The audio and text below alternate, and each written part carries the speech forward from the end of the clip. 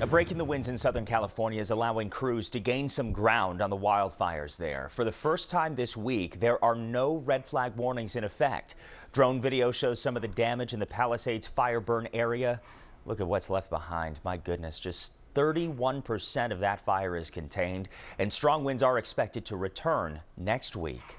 The fires are impacting hundreds of thousands of people, and yesterday Good Morning America brought the show to Southern California to highlight recovery efforts there and to help. GMA's Social Strong relief efforts raised more than $6 million. And to find out how you can help people in the hardest hit areas, scan the QR code right there on the bottom left corner of your screen. You can also head to our news app and website for more information.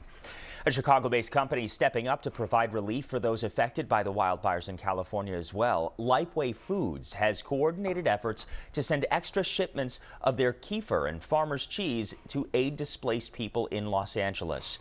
3 additional truckloads of supplies were sent from their Niles distribution center to California this past week.